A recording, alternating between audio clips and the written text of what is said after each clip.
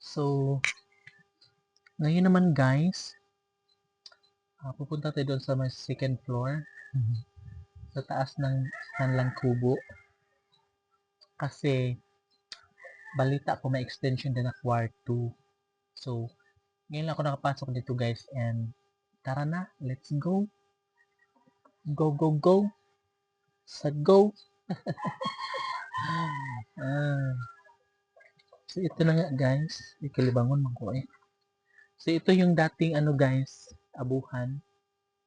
Pero ginawa na lang tambakan like lagayan nila ng ano guys, ng mga maruruming gamit like that. So, akit na tayo sa second floor.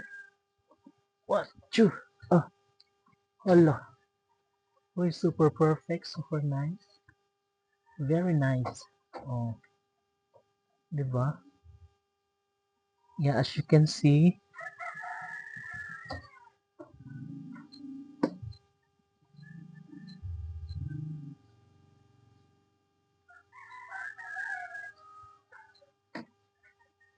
yan naka-charge yung cellphone.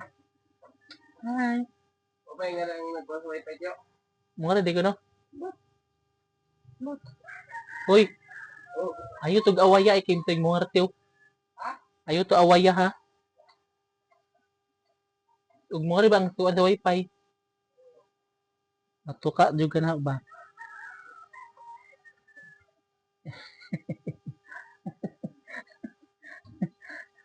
Nandito yung ari ng kubo ba? Tinignan ko yung cellphone guys kung nag-charge ba kasi itong kuryente guys sa amin to naka extension. To. Pati ito. So, tinignan ko kung gumagana. Kasi baka natanggal yung saksak doon. Pero hindi naman siguro. Ano ba to?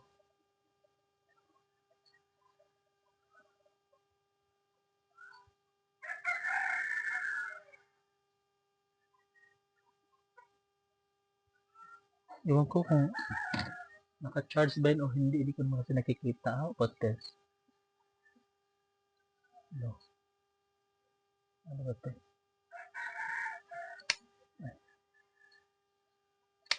Ay, hindi nakasaksak doon. Kasi hindi mailaw yung ano guys. Yung ilaw ito. So, meaning to say, hindi siya nakasaksak doon sa amin. Nagabi lang kasi ito inano guys, sinasaksak. So, depende din sa kanila yun guys kung isasaksak nila doon sa amin.